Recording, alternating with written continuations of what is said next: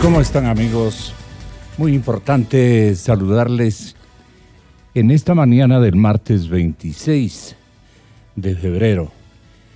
Como este es un mes tan corto y las circunstancias que presenta esta temporalidad es tan indecisa, tan imprecisa, bueno, pues no sabemos en el día adecuado que nos encontramos. Es un febrero. El febrero era el mes más pequeñito en todos los tiempos y en todos los recuerdos que se nos vienen a la memoria. Y justo en estos 2 últimos días, el habeas corpus, descrito para muchos inventado como habeas corpus preventivo y que lo defiende abiertamente con escuela y experiencia, dice él, el señor abogado de los hermanos Isaías, los hermanos William y Roberto Isaías, aún permanecen detenidos en el centro migratorio de Miami, aunque Ecuador Inmediato, que es un medio de comunicación muy ligado a los causantes de todo esto, nos había manifestado que el hombre estaba ya de regreso, que estaba prácticamente en las fiseras guayaquileñas o algo por el estilo. ¿A dónde lo llevarán si es que retorna? Esta primera precisión con mis distinguidos invitados. Imagínense ustedes que tenemos el privilegio de contar con la presencia, comienzo por la dama, de Paulina Araujo, académica y penalista de gran prestigio en la capital de la República. Quiero saludar a otro importante jurista como es Javier Castro, el ex abogado de los hermanos Isaías. Ustedes conocían aquello. Don Javier Castro, ex abogado de los hermanos Isaías.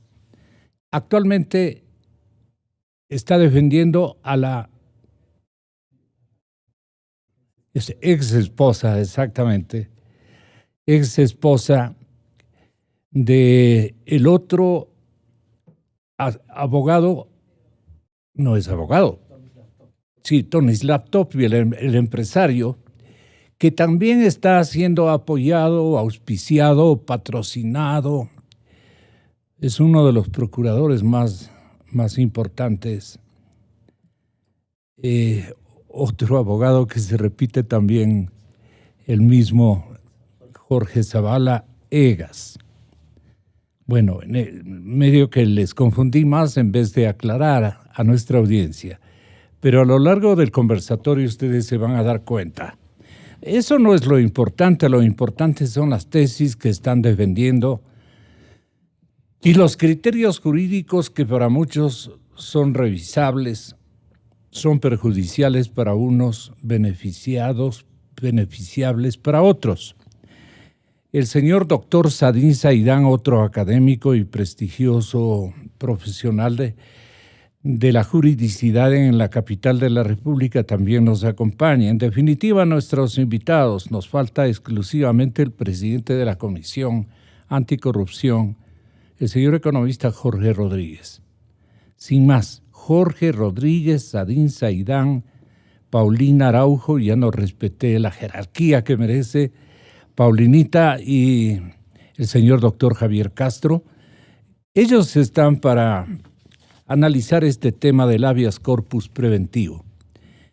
¿Inventó alguien el habeas corpus preventivo o estaba vigente? Que usted recuerde, si le preguntaron a sus alumnos, doctora Paulina, ¿usted qué le respondería? ¿Fue un invento al tenor de la necesidad de los hermanos Isaías cuando predominaban con su criterio de defensa en los estamentos judiciales de nuestro país? Ellos tenían un gran impacto, sus tesis y todo lo demás. Obviamente William y Roberto siempre manejaron buenas fortunas, grandes proyectos productivos, en fin. Eran en muchos años los ricos de la época, ¿no? Los hermanos William y Roberto Isaías Dazún. Ellos, de lo que conocemos hasta esta mañana, vuelvo y repito, aún permanecen detenidos en el centro migratorio de la ciudad de Miami y no han recibido, según el diario oficial El Telégrafo, ninguna orden de deportación hasta este mismo instante. Entonces la primera pregunta la dirigí a Paulina. Muy buenos días, doctora. ¿Cómo nos respondería usted esta inquietud? Don Gonzalo, muy buenos días. Gracias por la invitación. Un saludo a todos quienes nos escuchan, igualmente a los compañeros del panel. Y bueno, el habeas corpus me parecería bastante injusto considerarlo como una figura creada exclusivamente para los hermanos Isaías, cuando al fin de cuentas es una garantía jurisdiccional que parte de una idea central, que hay una detención y esa detención es ilegal. Y este procedimiento, ¿qué es lo que va a permitir? Básicamente que esta persona, de la cual se considera que ha tenido una detención ilegal, comparezca ante una autoridad pública y se analice por qué se le privó de la libertad y esa privación de la libertad se ha sujetado a derechos fundamentales, a la Constitución, a nuestro ordenamiento jurídico. Eso en tema general, ¿no? Si lo hablamos como la institución. Sin embargo, ya puntualizando en la legislación ecuatoriana, no pienso ser yo la autoridad para hablar del tema, sino más bien quien maneja el derecho constitucional, pero más allá de cuándo procede, cómo procede, en el caso de los Isaías, a mí me ha llamado la atención que conocimos del otorgamiento del habeas corpus, pero no sé si me dio una audiencia, porque si no estoy mal, requiere un procedimiento que parte de una audiencia y en la audiencia se decide si la libertad ambulatoria que estaría en riesgo, por eso es que hablan de una modalidad preventiva, procede en el caso de los hermanos Isaías, quienes están condenados por la justicia ecuatoriana. Y desde el ámbito penal, también me ha llamado la atención, porque más bien en el caso de ellos no se intentó un recurso de revisión, porque con un recurso de revisión, actuándose prueba nueva, se podría incluso intentar hablar de que el delito no fue cometido, si es que es así, como se ha argumentado para que proceda o no el habeas corpus. Y también esto va a ser muy interesante cotejarlo con qué es lo que ocurrió en Estados Unidos, porque el hecho de que los estén reenviando al Ecuador no creo que sea por los buenos oficios de la justicia ecuatoriana, eso sí lo dudo, sino que entiendo yo tuvieron un problema con las autoridades americanas y es ahí en donde los detienen e incluso, ayer estuve revisando la prensa extranjera, el New York Times refiere que tenían una vinculación los hermanos Isaías, presumimos que ha sido así, porque es una nota de prensa que no tiene aún un contraste con procesos llevados adelante, de que no eran deportados al Ecuador o enviados al Ecuador porque aportaban jugosos montos económicos a campañas políticas americanas. Con la pregunta nosotros no queríamos expresar. No tenemos autoridad ni conocimiento jurídico, ni se nos ha ofrecido en términos comunicacionales tratar un tema de esta naturaleza en mucho tiempo. Obviamente que llama la atención hablar de un habeas corpus preventivo. Y en eso se ha empleado de últimos días el mismísimo usuario de este recurso, el señor doctor Jorge Zavala Egas. Y él ha sostenido debates incluso fuera de linderos patrios, en instituciones que pertenecen a otros estados, y él defiende con toda su energía de visión jurídica, eminentemente jurídico, esta vigencia universal de el habeas corpus preventivo. Al tenor de eso, yo le preguntaba, si usted estaba de acuerdo de que este instrumento habría sido bien ejecutado en beneficio del caso de los hermanos Isaías. Bueno, tendríamos que adentrarnos en el proceso. Ya le digo, a mi criterio debió haber mediado una audiencia, sí, y en la audiencia exponerse los puntos con los cuales se entendería que se busque frenar, entiendo yo es la finalidad, una eventual detención de los hermanos Isaías si llegan a territorio ecuatoriano. Habeas corpus del cual se ha pronunciado todo el mundo, incluido la Presidencia de la República y la Asamblea Nacional, a pesar de que dicen que respetan la independencia de funciones. ¿Qué ha dicho la Presidencia que nos recuerde?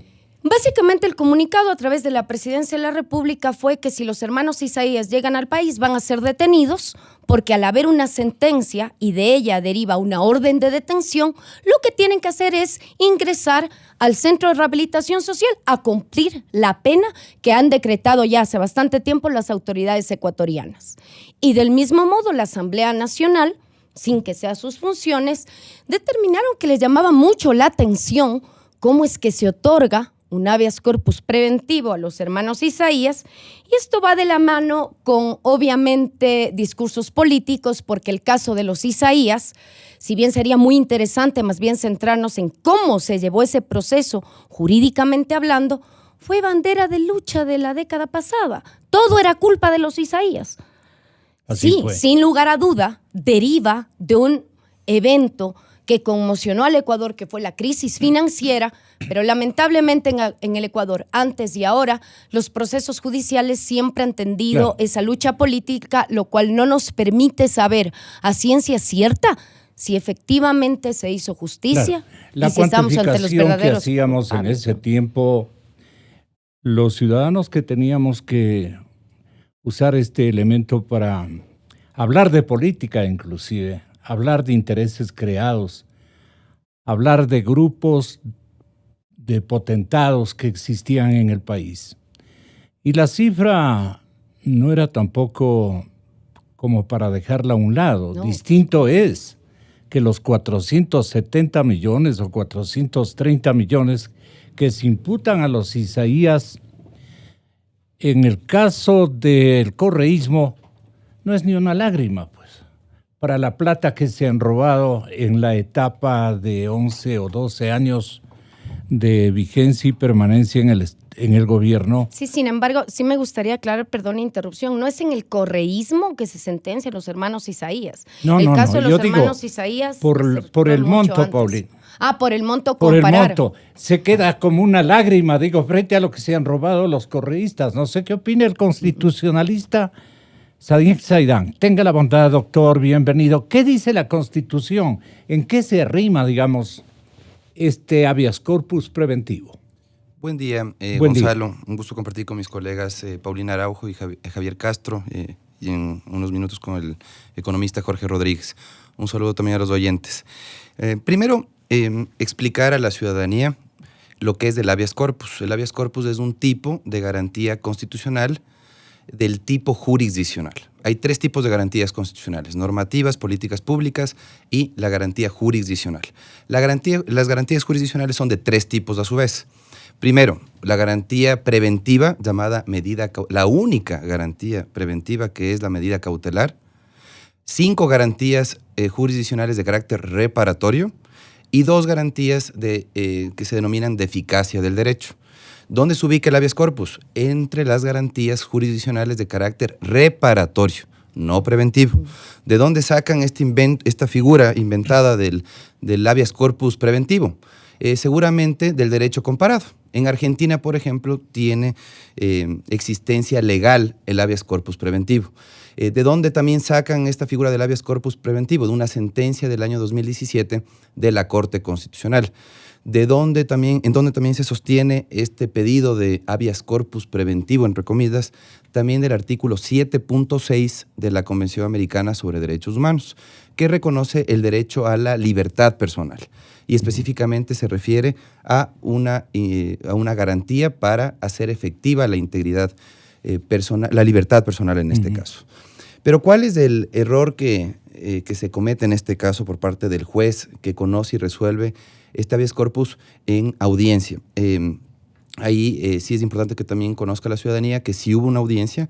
El jueves 21 de febrero se convocó a audiencia y en la misma audiencia, por mandato constitucional y legal, se resolvió el habeas corpus a favor de los hermanos de Isaías.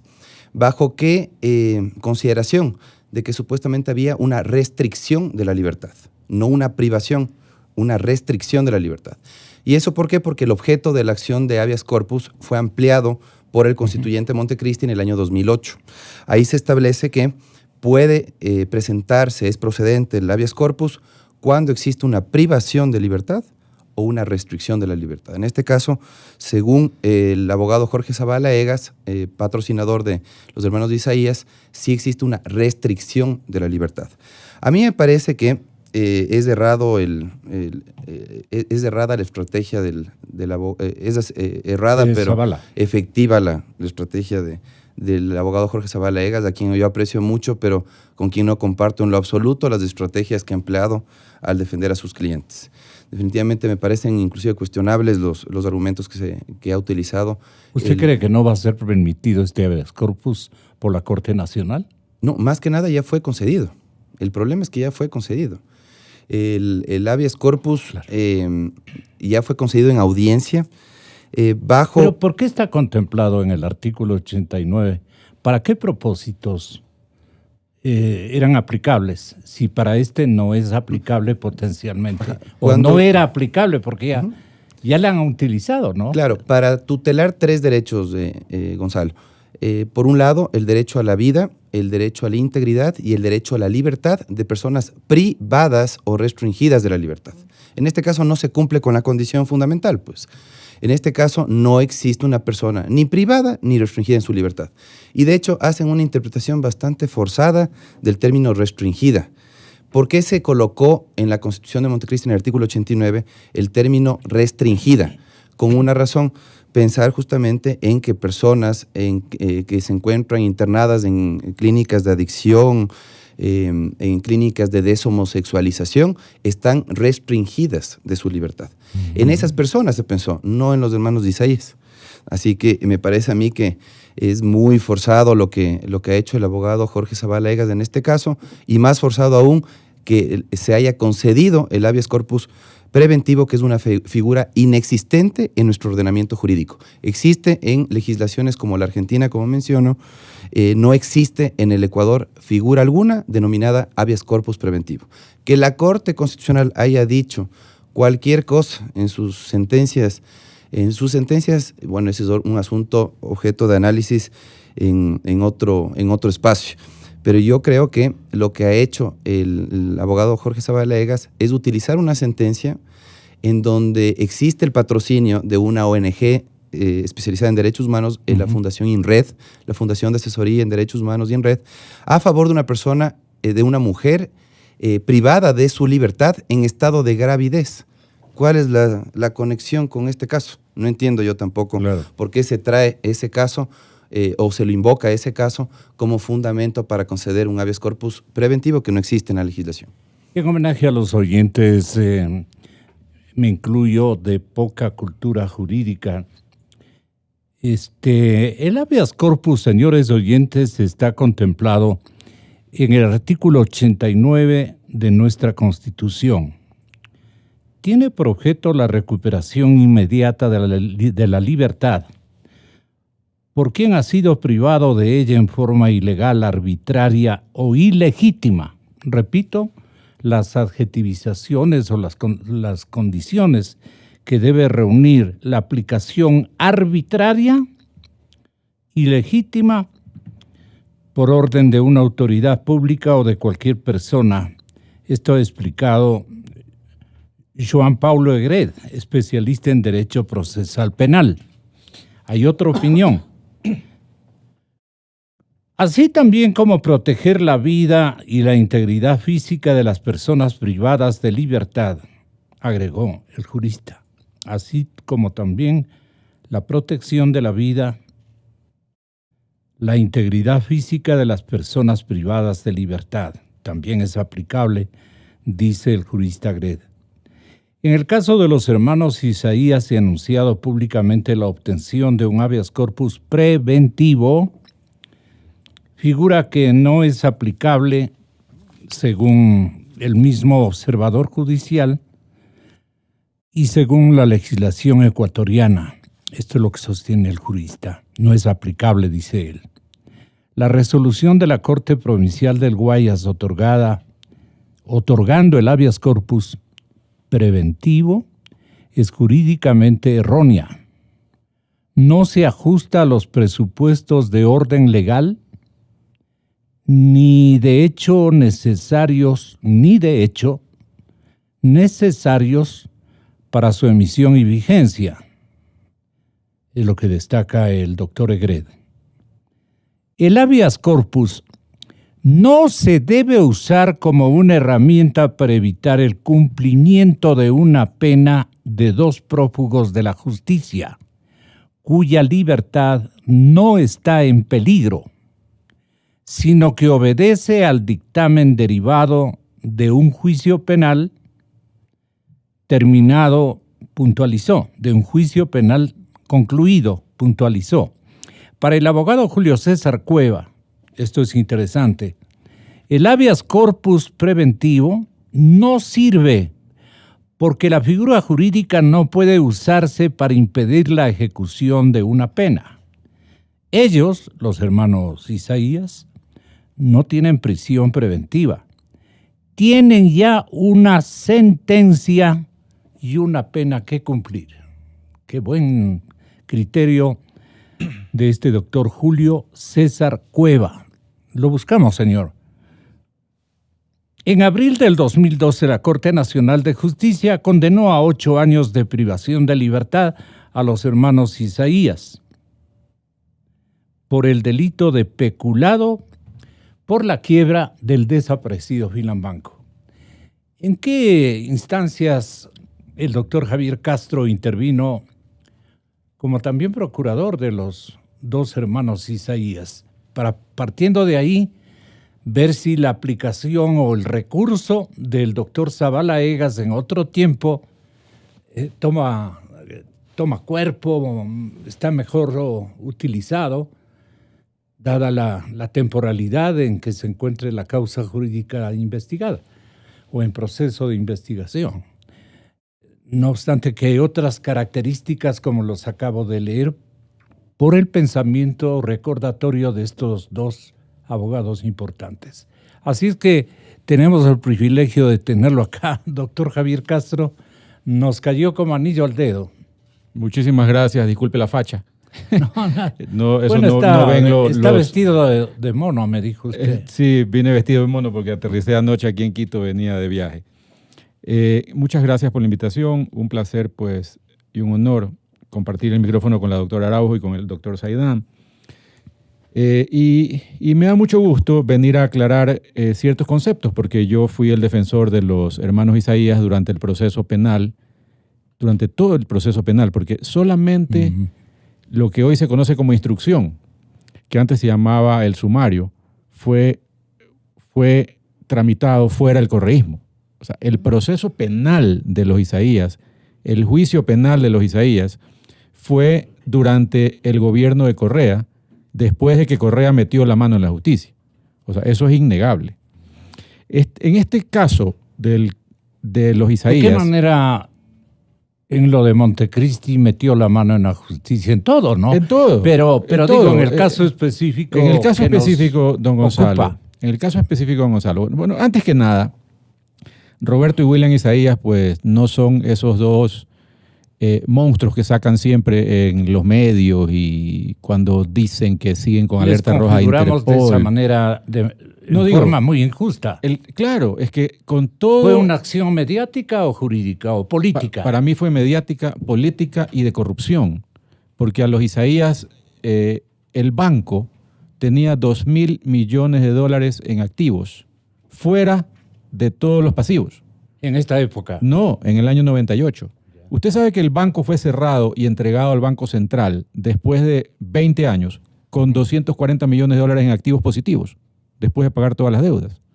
O sea, Filambanco cerró y pasó al Banco Central hace unos 3 años con $240 millones positivos. ¿Qué es lo que pasó en el gobierno de Correa contra los Isaías? Quienes le digo porque Correa siempre pues, ponía la foto de los Isaías. Esas ya no son las fotos de los señores Isaías. Los señores Isaías son ahorita dos viejitos, uno de 75 y uno de 74 años, que no gozan de buen estado de salud, más que nada William, y que han estado pues peleando contra gobiernos, pero más que nada contra Correa los 10 años que duró el correísmo. La sentencia no es el 2012, es el 2014. Y después de que se inició un juicio por peculado bancario en el año 2000, pongamos las fechas clarísimas. En el año 98, el 2 de diciembre del 98, los señores Isaías entregan Filambanco al gobierno. Filambanco no cerró en el 98, cerró en el 2000. La dolarización y el feriado bancario fueron en el 2001, 3 años después de que los señores Isaías se habían ido. Pero claro, los que han sido demonizados por el tema del feriado bancario han sido los Isaías. Ellos personifican el feriado bancario. ¿Por qué? Porque así como se robaron $1.000 millones en las empresas incautadas de los Isaías entre el 2008 y el 2017, asimismo se robaron los activos de Filambanco después del año 98 y 99. O sea, los Isaías había que matarlos porque si no venían a recuperar el dinero. Y mire usted que eso es lo que ha ocurrido, porque ya la ONU, el Comité de Derechos Humanos de las Naciones Unidas, dijo ya que los Isaías tienen que devolverle sus bienes, los bienes incautados en el año 2008. Pero bueno, lo que le quería precisar a la audiencia es que los señores Isaías ya tienen sentencia firme por el delito de malversación de fondos. Yo quisiera que usted le pregunte después a la doctora Araujo si la malversación de fondos existe en el Ecuador. Ellos están condenados por un delito que es inexistente, que no existe ya. ¿Cuál es la malversación? O sea, en la sentencia que la tengo aquí, que es el año 2014, la sentencia de casación que quedó ejecutoriada, se condena a los señores Isaías no por haberse robado nada, no por haberse llevado dinero, se los condena por haber utilizado los créditos de liquidez del Banco Central que eran para pagar a los depositantes por haberlos usado en otro concepto. Esa es una malversación. Esa es una malversación, o sea, darle un uso distinto, no robárselo. Pero ¿cuál es el uso distinto que le dieron? El uso distinto que le dieron fue pagar las tarjetas de crédito de los tarjetavientes de Filambanco, porque Filambanco tenía en esa época... Tomarse los recursos de otros también es robarse. No, es que no es tomarse los recursos de otros. Entonces, mire, el Banco Central entregó crédito... ¿Cuál es la diferencia que usted nos quiere hacer, qué quiere establecer? Yo quiero establecer lo siguiente. Filambanco en ese momento era el mayor emisor de tarjetas de crédito del país. O sea, no era Diners, no era Visa. De hecho, Filancar es lo que pasó a ser el día de hoy Visa. Y Filambanco manejaba también American Express. En medio de una crisis bancaria, donde todo el mundo quería sacar sus dineros de los bancos, no solo de Filambanco, estaba mucha gente que consumía con tarjetas de crédito. Imagínese lo que hubiera sido, don Gonzalo, que Filambanco no pague las tarjetas de crédito. Que usted vaya a un establecimiento en media crisis bancaria con su tarjeta de crédito y que no se la acepten. En la mayor cantidad de tarjetas de crédito emitidas en el país.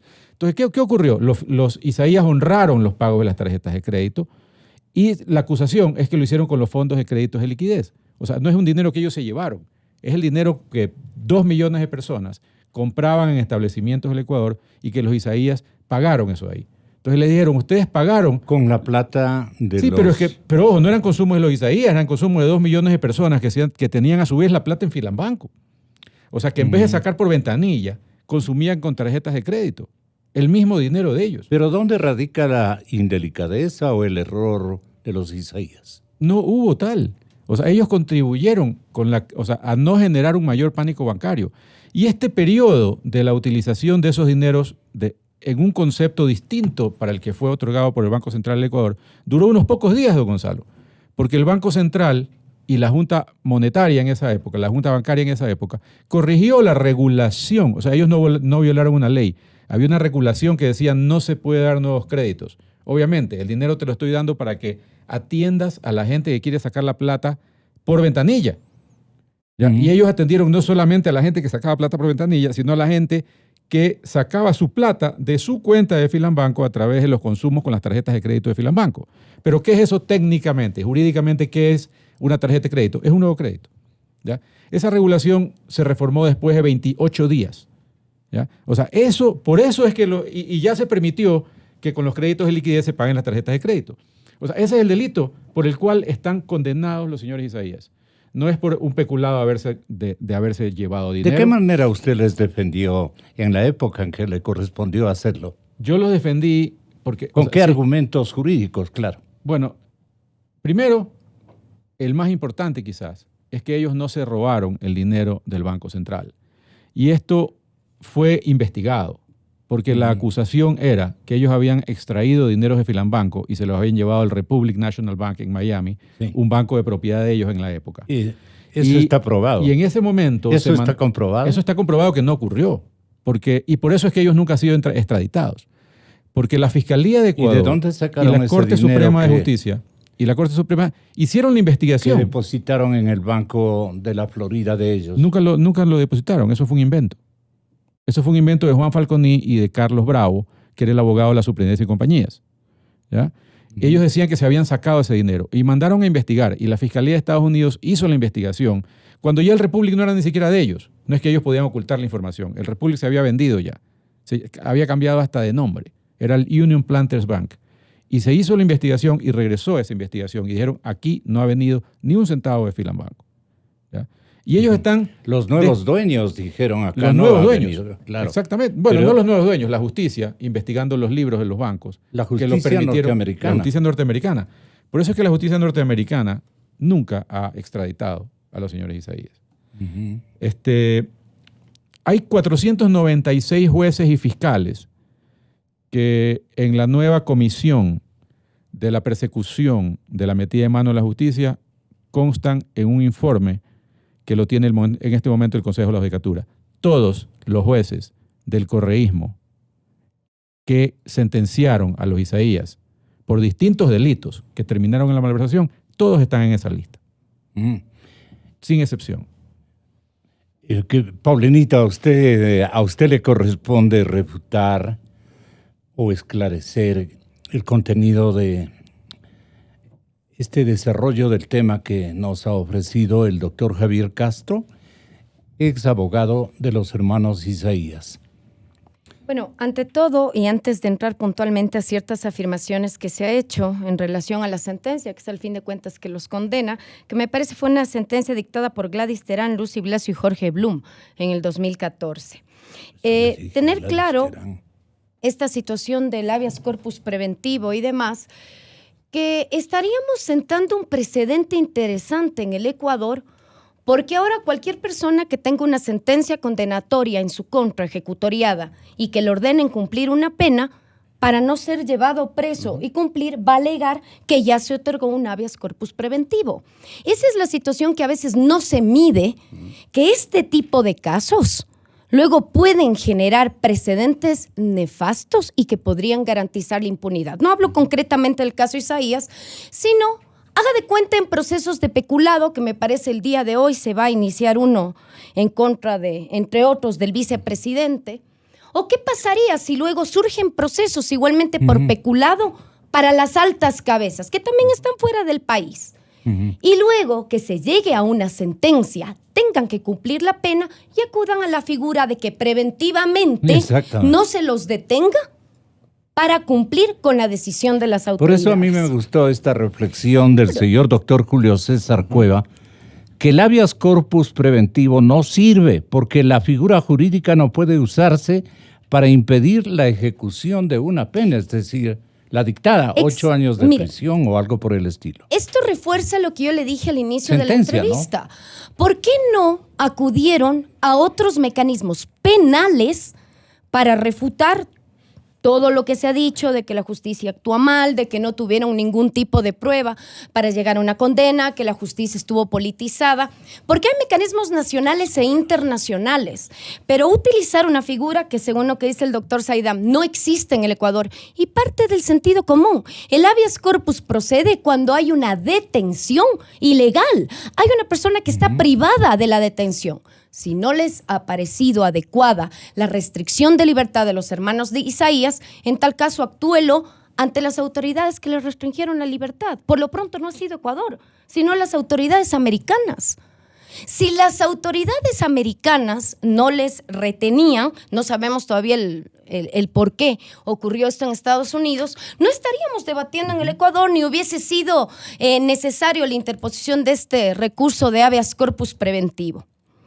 Ahora bien, respecto al peculado... Pero, perdone, ¿tienen los hermanos Isaías prisión preventiva o cargan una sentencia en su contra? Tienen una sentencia condenatoria ejecutoriada, es decir, hay orden judicial ya de última instancia que determina que tienen que cumplir la pena de 8 años.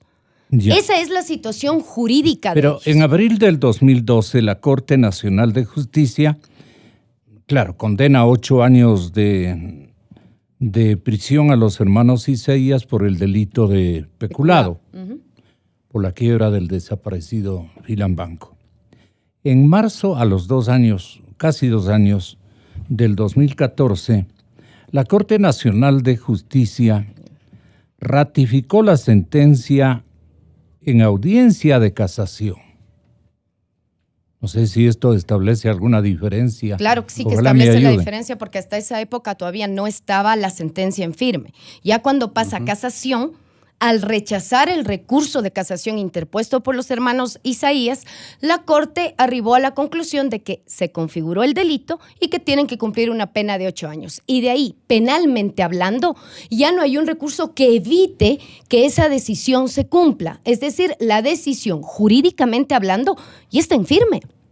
Tiene que cumplirse.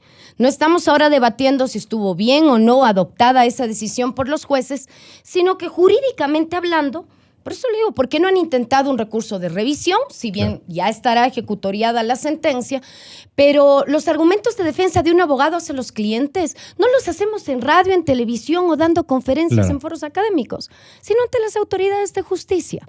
Yo creo que ahí es donde los abogados escribimos los puntos de vista para intentar que las autoridades se den cuenta que si no hay argumentos fácticos que prueben una conducta delictiva, no se podría aplicar un delito.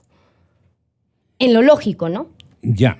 Según el doctor Zavala Egas, esto es importante, la sentencia penal dictada contra los Isaías no es definitiva. Repito, la sentencia penal dictada, la de los 8 años, no es definitiva. Me llamó la atención. A mí también me llama la atención la seguridad que tenga, porque salvo que gane un recurso de revisión. ¿Por qué, doctor? Si yo le preguntara. Él dice porque está pendiente una protección o una acción extraordinaria de protección en la Corte Constitucional. ¿Cómo le viene esa réplica o contrarréplica del doctor Zavala Egas? Desde el punto de vista penal, le vuelvo a insistir, una sentencia de casación es ya la final, jurídicamente hablando, de la sentencia condenatoria que le ordena. Que se intente una acción extraordinaria de protección, justamente para interponerla, la sentencia tiene que estar ejecutoriada. ¿Qué quiere decir? Que se tiene que cumplir. Y la acción extraordinaria de protección, que muchos colegas la confunden como una cuarta instancia o otro momento en el cual intentarán que las autoridades les den la razón, en todo caso de ser procedente, supondría que hubo una vulneración en el proceso y quizás lo máximo que se podría hacer es que se regrese a que se vuelva a actuar. Pero eso no quiere decir que no se tenga que cumplir la sentencia de 8 años. De acuerdo con el doctor Cueva, doctor Castro, si usted es tan amable y nos ayuda, y también el doctor Sadin Saidán, esta acción extraordinaria de protección no impide la ejecución de la pena. La figura del peculado es imprescriptible desde el año de 1999.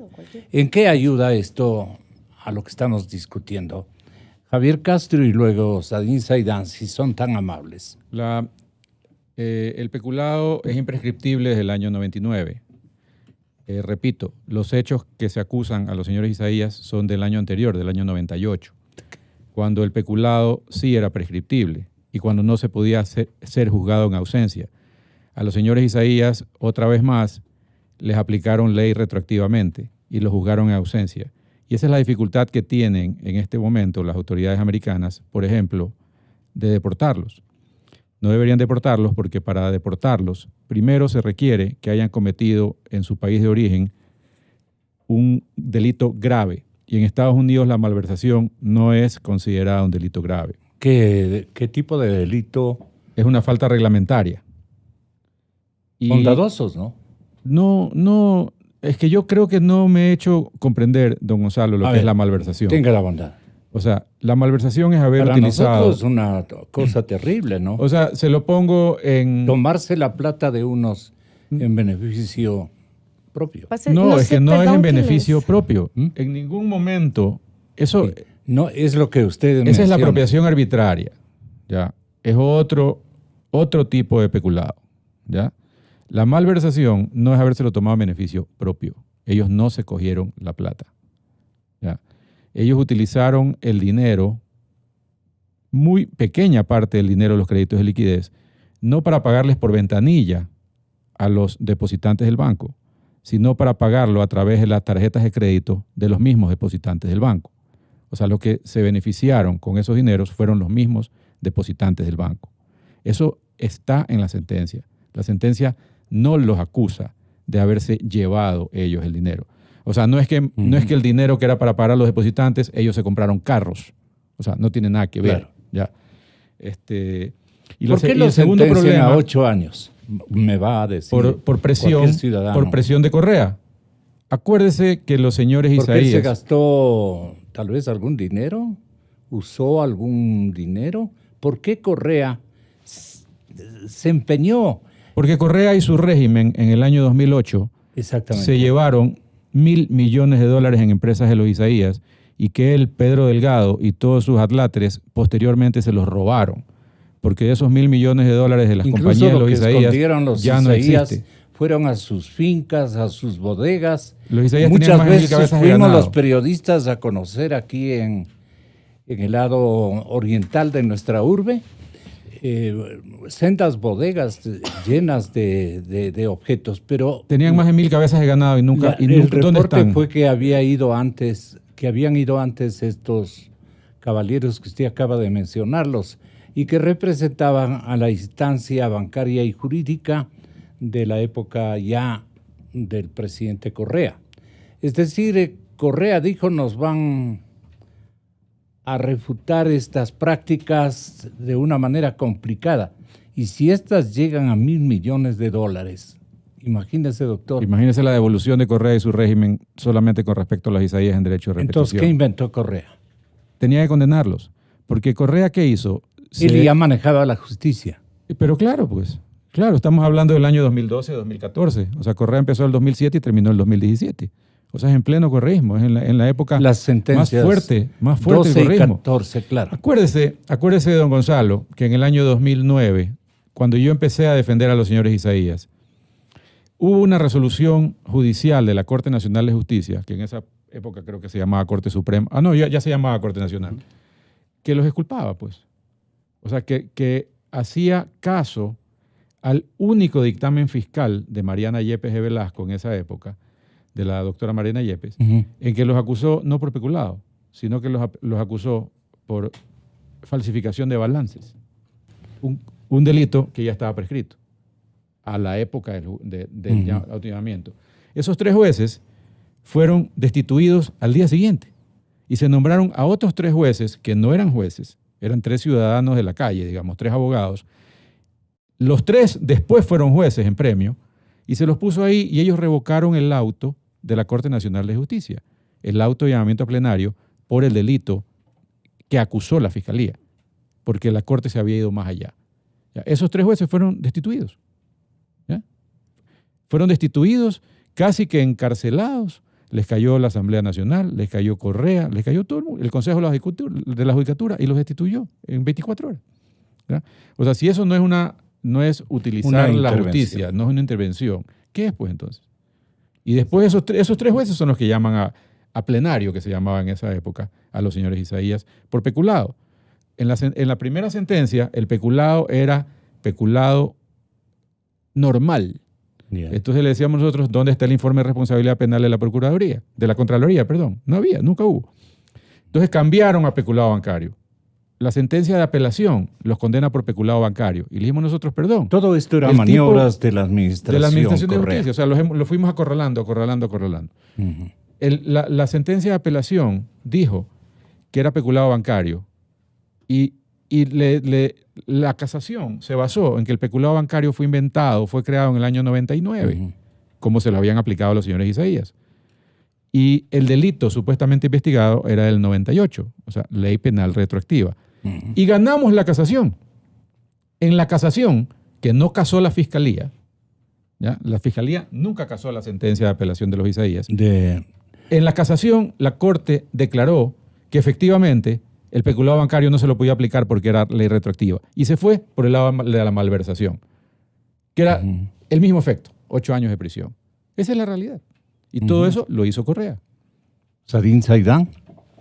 Bueno, yo no entro en valoraciones propias del derecho penal, porque obviamente no es mi especialidad, pero sí debo señalar algo que ya se analizó por parte de mi colega Paulina Araujo, que es lo que establece la defensa de los hermanos de Isaías en cuanto a la sentencia que en este caso fue impugnada ante la Corte Constitucional, que esa sentencia, sostiene el abogado, todavía no es definitiva. Bueno, si no es definitiva, ¿cómo fue impugnada? A través de acción extraordinaria de protección.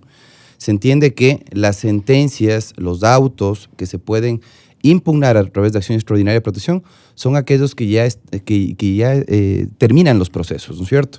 Entonces, en este caso, la sentencia ejecutoriada fue impugnada ante la Corte Constitucional a través de acción extraordinaria de protección, lo que confirma que sí se trata de una sentencia ejecutoriada. Si el abogado Jorge Zabalaga sostiene que no está ejecutoriada, es inconveniente para su propia defensa admitir que no está ejecutoriada, porque eso implicaría que la Corte Constitucional entonces no debería dar paso a esa acción extraordinaria. Por otro lado, esa acción extraordinaria de protección no cuenta con la capacidad de suspender los efectos de una sentencia condenatoria. ¿Por qué razón? Porque el artículo 27, tercer inciso de la Ley Orgánica de Garantías Jurisdiccionales y Control Constitucional es clarísimo. Establece que no caben medidas cautelares con las acciones extraordinarias de protección. Por lo tanto, no cabe suspensiones de sentencias condenatorias.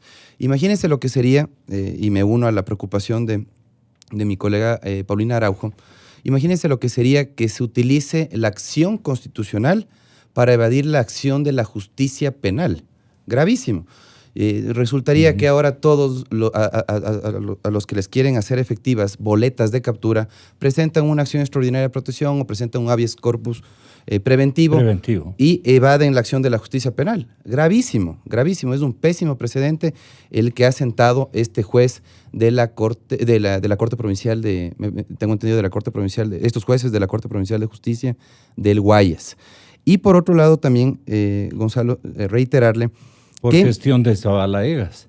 Exacto. No, y de hecho es curioso que la motivación coincida tal cual con los argumentos utilizados por el proponente, por el accionante en este caso. Y otra cosa, Gonzalo, que es muy importante, la acción de habeas corpus preventivo es una acción, no es un recurso. Por lo tanto, no es que se está prolongando el proceso penal en este caso, sino que es una acción que se maneja por cuerda separada, es una acción autónoma que busca revisar si es que se violaron o no derechos, en este caso en la privación de la libertad, ¿no? En este caso no hay una privación de libertad, por lo tanto no existe la condición para presentar un habeas corpus. ¿Cuándo procede el habeas corpus, Gonzalo? Cuando ya ha existido una violación al derecho a la integridad, a la libertad, a la vida de personas ya privadas de la libertad o ya restringidas de su libertad. Entonces aquí no tiene definitivamente asidero este argumento que ha sostenido el abogado Jorge Zabalaegas, en el sentido de que tiene que conceder o que se tenía que conceder un habeas corpus preventivo porque aún no estaba ejecutoriada la sentencia. No tiene lógica alguna. Inclusive, Gonzalo, la primera clase que uno recibe de garantías jurisdiccionales le explican: antes de la violación de derechos, usted presenta una medida cautelar autónoma. Durante la violación de un derecho constitucional, usted presenta una medida cautelar conjunta. Y después de la violación de los derechos constitucionales, usted presenta cualquiera de estas garantías, que son la acción de protección, el habeas corpus, la acción de acceso a la información pública, el habeas data. no antes de la violación, en este caso, antes de que se produzca una eventual violación de derechos, se ha presentado un habeas corpus para evitar que se produzca una detención al momento en que lleguen al país los hermanos de Isaías. O sea, no tiene razón de ser por ningún lado este habeas corpus. Y por otro lado también lo que decía muy bien, lo que explicaba muy bien la abogada Araujo, en el sentido de que ¿cuándo procede el habeas corpus? Cuando hay una detención ilegal, arbitraria o ilegítima, que son tres cosas distintas, ¿sí? En este caso, ¿existe una detención ilegal ya consumada? No. ¿Existe una detención arbitraria? Menos. ¿Existe una detención ilegítima porque una autoridad que no es competente ha intervenido? Tampoco. De tal manera que no existe el presupuesto necesario para que se pueda hablar de un habeas corpus preventivo, en este caso, como mal se ha hecho en Damar. De hecho, yo creo que se confunda a la ciudadanía, haciéndole creer que existe el habeas corpus preventivo.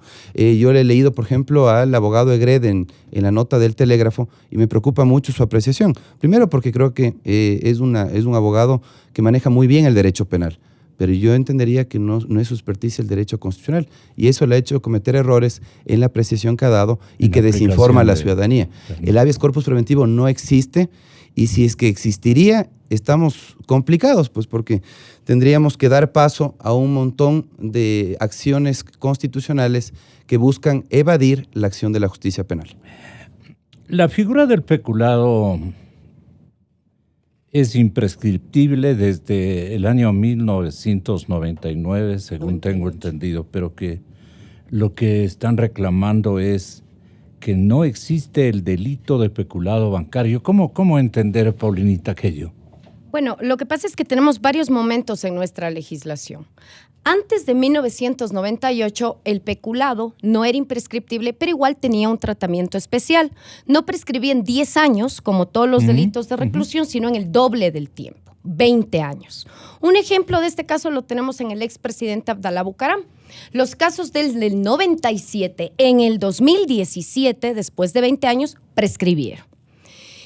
Dada esta situación del abuso de fondos públicos o privados, que sea el peculado genérico o el peculado bancario, ¿qué se decidió? Que por constitución el peculado, cohecho, concusión y enriquecimiento ilícito fueran imprescriptibles y se puedan juzgar en ausencia. 1998, mismo esquema que lo va a repetir la Carta Política del 2008. ¿Cuál es la situación y el debate? Si las conductas que fueron perpetradas antes de la imprescriptibilidad tenían que ser sometidas, pero insisto, no es 99, es 1998, el año que marca el hito de este cambio punitivo de estas conductas. Conductas que hay que decirlas, nuestro legislador no ha sido precisamente el más detalloso en construir bien los tipos penales, pero dentro de lo que fue el artículo 257, que hablaba del peculado, primero le ponía la figura general, abuso de fondos públicos o privados, en este caso serían privados, los que están en las instituciones financieras, en beneficio propio o de terceros, porque aquí se ha hecho mucho énfasis en que ellos, si bien estaríamos hablando de malversación o peculado, se habló de no han robado a nadie, robar es otro delito. En beneficio propio de terceros, que en razón de su posición se produjo ese abuso. Y luego la misma norma le hablaba, en un error de técnica legislativa, tenía solo un parrafito que le hablaba, la malversación consistirá en distribuir o dar una asignación de esos fondos a fines que no estaban previstos. ¿Cómo se ha interpretado eso? Y hay muy buenos libros escritos en el Ecuador respecto a esta modalidad de que era una forma de explicarse el verbo rector de abusar los fondos públicos y privados. ¿Cómo se podía abusar de esos fondos?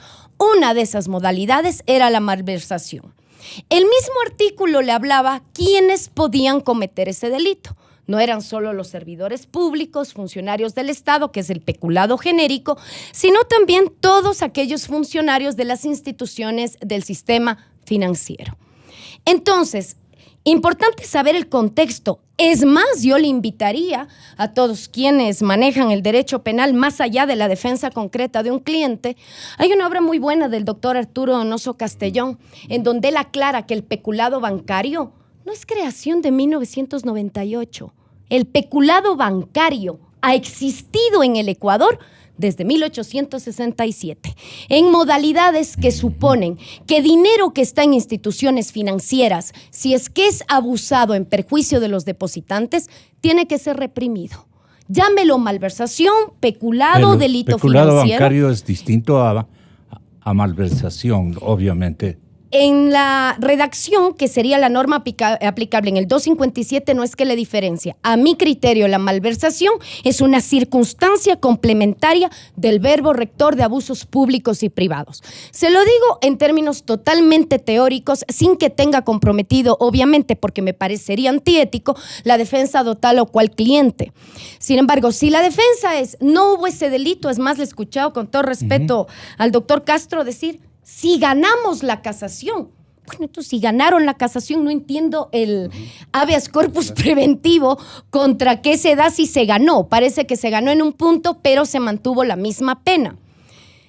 Pero cuidado, que por principio de igualdad, si es que se da luz verde un habeas corpus preventivo para que no se cumpla una pena privativa de libertad, bueno, ¿qué es lo que exigiremos? Que no solo se aplique en este caso, sino que por último la Asamblea nos ponga claro qué valor van a tener entonces las sentencias condenatorias ya cuando se ha resuelto una casación, no en este caso, en cualquier caso y en cualquier delito, porque luego la ciudadanía se queja que esos jueces, que esos fiscales que garantizan la impunidad, si ya cuando llegamos a sentencia va a haber mecanismos que un habeas corpus preventivo para que no cumpla la pena, o lo que también es muy común, los indultos presidenciales, que también son dados para la gente que comete peculado. Entonces, ¿cómo podemos tener certeza de qué es lo que va a ocurrir en la justicia? Porque en esta mañana a mí me queda claro 2 puntos. Por un lado, 10 años en los que el señor Correa nos repetía es culpa de los Isaías, y ahora los señores Isaías que nos dicen es culpa de Correa. Usted está camino a la academia, doctor Saadin Saidán. Si los alumnos le dicen, ¿en qué quedaron entonces? Bueno, el proceso penal ha terminado. Ha dicho muy bien Paulina Araujo que ha explicado muy bien que podrían interponer eventualmente un recurso de revisión frente a prueba superviniente, tendría entendido, o prueba nueva. Cuando exista una prueba nueva en el proceso, efectivamente ellos estarían habilitados para proponer un recurso de revisión. Ellos ya en todo caso presentaron la acción extraordinaria de protección, que es una acción constitucional ante la Corte Constitucional. Está pendiente de resolución en la Corte Constitucional. Será uno de los tantos casos represados, por cierto, que tendrá que ser despachado por la nueva Corte Constitucional. Pero en esa acción extraordinaria de protección no pudieron ellos presentar una medida cautelar conjunta con la acción extraordinaria de protección para pedir la suspensión de la sentencia. ¿Qué se inventan entonces para pedir la suspensión de la... indirectamente, yo creo que la pretensión encubierta es que se suspenda la sentencia que no fue posible en la acción extraordinaria a través del habeas corpus preventivo. Bajo el pretexto de... Es el objetivo estratégico del doctor Zavala. Lo que encubiertamente se está pretendiendo es suspender los efectos de una sentencia a través de la imposibilidad de detenerlos al momento en que lleguen al país.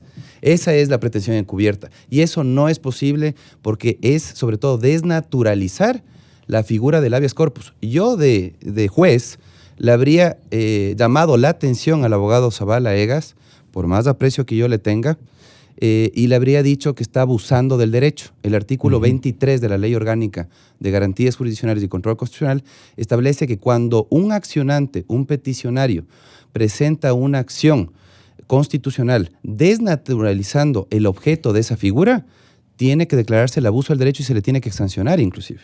Pero el juez o los jueces de Guayaquil han tenido una curiosa argumentación, han utilizado una curiosa argumentación que definitivamente resulta descabellada para los que hacemos litigio constitucional y para quienes también ejercemos la docencia en ese ámbito.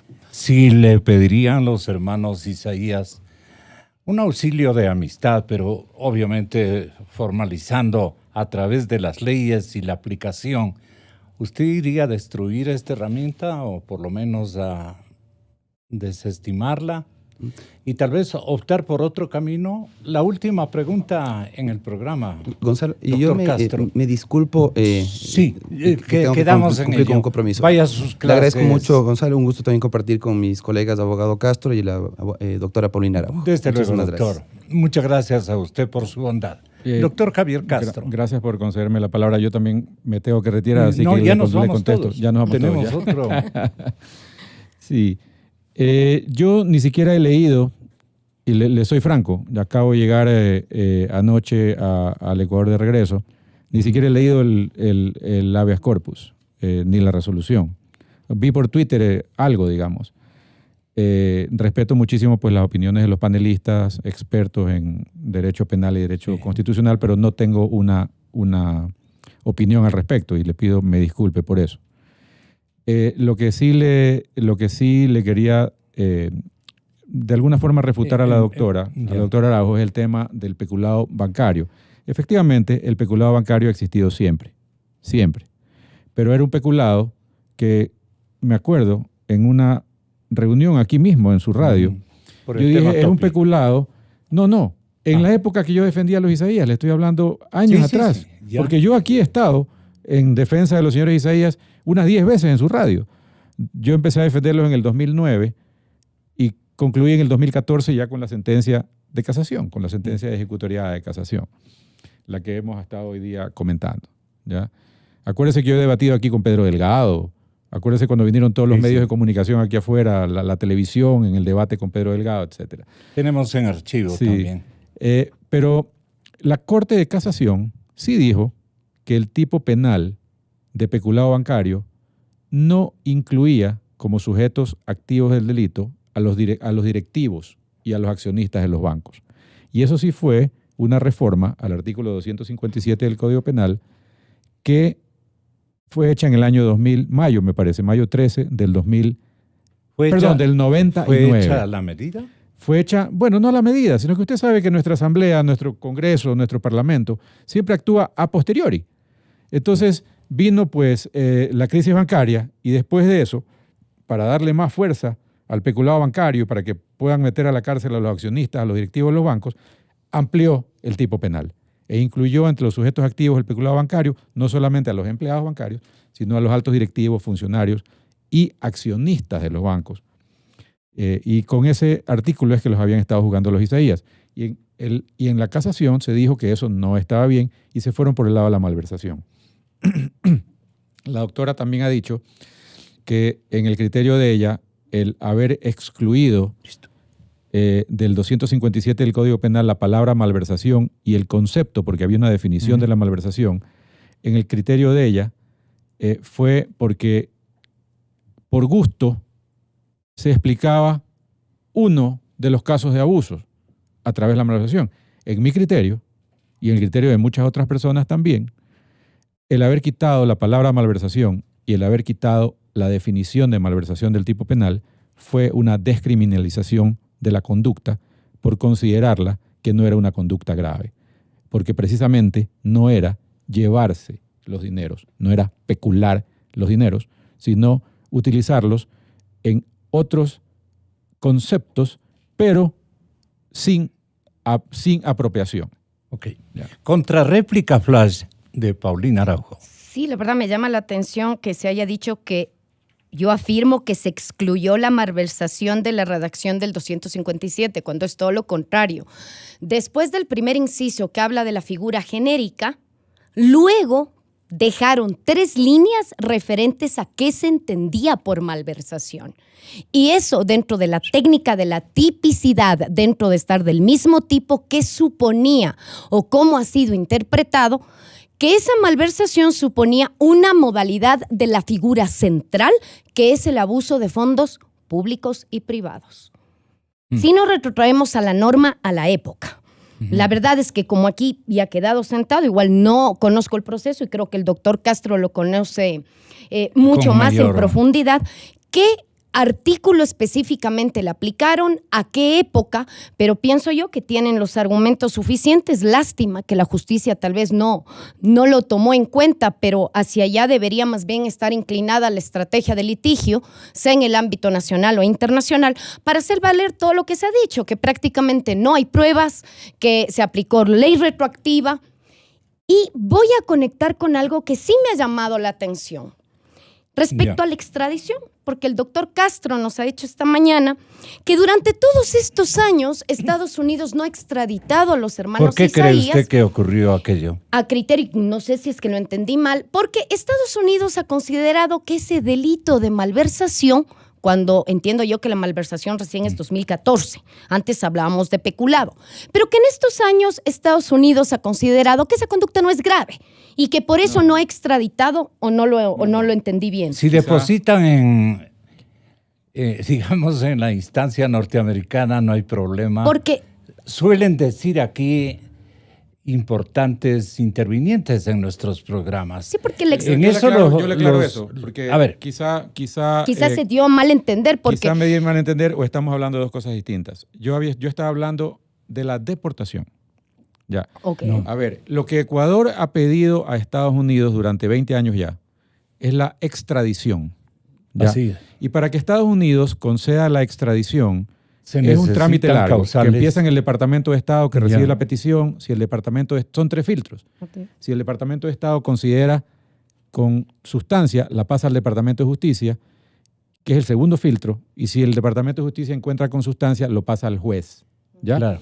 A un fiscal para que el fiscal la pida al juez. Lo que pasa, doctor, usted va a terminar, pero me corresponde decirle que en la época del correísmo, nuestros fiscales recibían el guión desde el Palacio Presidencial para optar por trazar cualquier camino. Nuestros fiscales, usted recuerde, por ahí tenemos incluso una intervención del ex fiscal Galo Chiriboga. ¿Usted recuerda a él? Uy, varias. Varias, ¿no es Claro. cierto? Ujú. Les hago acuerdo a los oyentes y le ruego, le precise este final porque se me fue el tiempo. Ya, la extradición no fue concedida porque para que un juez en Estados Unidos dé la extradición, le tienen que enseñar la prueba, no la sentencia. O sea, la extradición no es una ejecución de sentencia extranjera. No es que aquí está la sentencia que escribieron estos señores jueces y ya, mándemelo. No, le tienen que enseñar la prueba. O sea, ¿dónde están los documentos? ¿Dónde están los informes? ¿Dónde están los reportes? Que comprueban el sustente, delito. digamos. Porque al juez, al ordenar la extradición, mete presa a la persona. Los Isaías no están a punto de ser extraditados. La extradición siempre fue negada. ¿Ya? Lo que están ahorita es en un proceso de deportación por un tema migratorio. Un tema migratorio. ¿Y cuál es el tema migratorio? El tema migratorio es que cada que usted va a un consulado a llenar una visa, le pregunta si usted está convicto de algún delito, ¿no es verdad? Y usted tiene que poner que sí o que no. Si pone que sí, ya no le dan la visa. ¿Ya? Entonces el tema con los señores Isaías es si es que están o no están convictos de un delito. Ahí están inconexos los americanos. No están inconexos. Porque la extradición es las autoridades americanas agarran a estas personas y las envían a ser juzgadas al país de origen. ¿Ya? La deportación... A cumplir en este caso la prisión de 8 años, para que nos entienda el público. Pues para que sean juzgados. Para que sean juzgados. La deportación es otra cosa totalmente distinta. Es, ustedes, señores, como han sido ya condenados en sus países de origen, no tienen estatus legal migratorio en los Estados Unidos. ¿Me explico? O sea, no merecen estar en los Estados Unidos. O sea, inclusive pueden deportarlos a otro lado, ¿me explico? O sea, ¿qué irán a hacer los americanos? No sabemos. O sea, todavía no sabemos. Y los hermanos Isaías se están defendiendo, yo conozco eso. ¿Por qué? Porque esta posibilidad de la deportación por complicación del estatus migratorio Aquí es algo que hemos discutido cuando yo era abogado también. Seleccionada la cárcel incluso donde los van a llevar, pues ya ha anunciado la administración Moreno aquello y tiene toda la razón de proceder de esa manera. Bueno, yo creo que el presidente de la República y la Asamblea tenían que mantenerse al margen porque esto al fin de cuentas son decisiones judiciales. Claro, no está pero todavía definido. Lamentablemente están también haciendo mal de un asesorado caso el ámbito político que, insisto. Claro, porque en el ámbito político él tenía que decir, conmigo se van a la cárcel Y entonces, golpe estratégico. Inicio de espacio promocional y publicitario. Ser primero es más que un número, es una actitud, una forma nueva de ver las cosas. Es innovar, sorprender, estar a la vanguardia, porque Capitán manda y todos siguen. Ahora tú puedes ser el primero. Presentamos Inversiones BDP, por primera vez en Ecuador. Todos podrán hacer crecer su dinero sin ir al banco, desde su celular, a través de la app Onboard BDP. Sé tú el primero, descárgala ya. Banco del Pacífico, innovando desde 1972. Por las parroquias y cantones de Pichincha, por el futuro y por la... Vamos a crear una planta procesadora de basura, con la que generaremos energía renovable para la productividad de Pichincha. Para la prefectura, Pablo Vélez. Movimiento Plurinacional Pachacutic. Todo por Pichincha. Vota Todo 18. Prefectos, CNE 2019. Si tienes más de 60 años, pon atención a la calidad de tu visión. Es común que empiece el proceso degenerativo del cristalino y tengas catarata, la opacidad del lente natural interno del ojo. En Clínica Santa Lucía, encuentra tu diagnóstico y tratamiento de vanguardia para este y todos los problemas de la visión. Visítanos, la solución en un solo lugar. Clínica Santa Lucía. www.clinica